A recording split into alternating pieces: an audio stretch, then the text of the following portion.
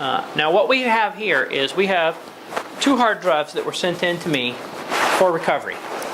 Now both of these hard drives were together in an array, but they both were damaged. One hard drive had extremely bad damage in sectors. The other hard drive had physical damage to the drive itself, and I actually had to repair the drive. And I will go and repair the RAID array that goes with it. So once this is done, I will recover as many sectors as I can. There will still be some damage. You can see where the U's are. I'll come back, I'll make a couple more passes at those, and I will try to read those with different settings to see if I can control the content, make sure that it appears. Okay, now I have finished repairing all of those sectors. I've repaired almost all of them. I got it down to like 25,000 or something that would not repair. And 25,000 with 512 bytes each, that's still a fairly small number, 12 megs or so. We now have repaired the sectors from the damaged hard drive, and we have brought them over here, and I'm going to connect them to my machine for recovery. And I'm going to do the logical side. So I've already done the physical side. Now I'm going to move to the logical side. Now the disk that's on the bottom is plugged in through a USB connector on the machine itself. And so you can actually see that it's looped back and plugged into the machine. And when you look at system management, you will now see over here that that disk is now plugged in and it's showing dynamic. Now just to kind of give you an example, the other two disks on the top are destination, boot disk and destination. The disk that says dynamic, that one tells me something. Like I know right off the bat I have a dynamic disk, but I've only got one disk in the system. So I really don't want to mess with this disk. You do have some options like import foreign disks, but in forensics that would be really bad because when you import a disk, it makes changes to the disk. You can make changes to your system, and there's really not much I want to do there. I don't want to play with the disks themselves. So I want to go and I want to start a piece of software that's going to let me view at this from a data recovery perspective. So I'm going to go and run RStudio. Now when RStudio starts, you can actually see that there is now a volume set. It knows that there's an LDM set of components. Now that's part of the logical disk management utilities that are in Windows. It writes a database to the end of the disk of each physical disk that basically says I belong to this volume and here's my content, and I'm stored in reverse in many ways.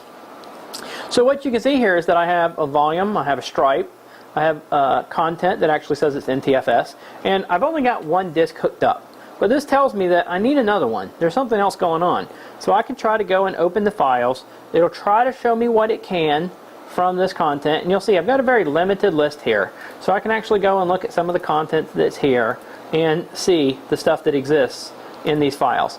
But you'll see I'm missing a lot. There's a lot here that I really don't get from a 300 gig disk. So I'm going to close this stripe. I'm going to go back to here. Now this, to me, is like, okay, this is wrong, I don't have everything. But I need this other disk.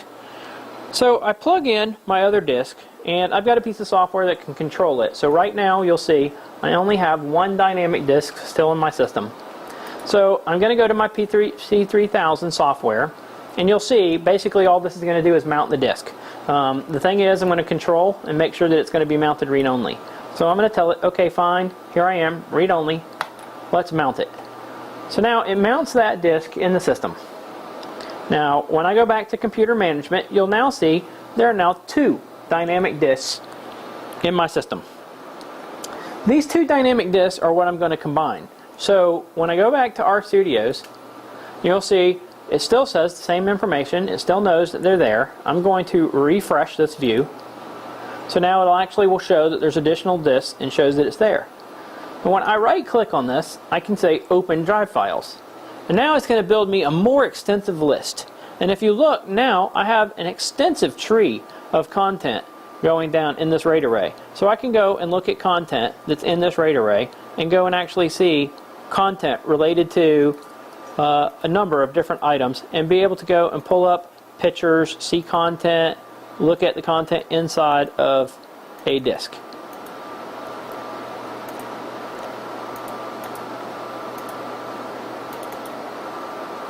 If I did not have this set up correct, this picture itself is 586K. Since my stripe size, If you go and you look in device view, in the drive view, and you go and you look at my stripe, you can actually see in the RAID structure that I have 2 disks. They are both 149 gigs each, and they have no offset. And here I have a 64K stripe. This was actually derived from the database for a dynamic disk. If this was not a dynamic disk and this wasn't here, I would actually have to determine it myself. And you can see I went through a default block order, and I can see that content. So if they're 64K, and I went over here and I looked at a picture that was 586K, if it was not complete, it would not be one picture, it would be a stripe. So I would get a piece of information, and then I would get an additional piece of information, and I would not get one solid picture as I have here. Now the data recovery is finished. As you can see, I have actually been able to successfully build this list, look at pictures. I would now just export all the content to another disk and be done with this recovery. Using this same method, I have had to rebuild an array before that had 6 drives in the array.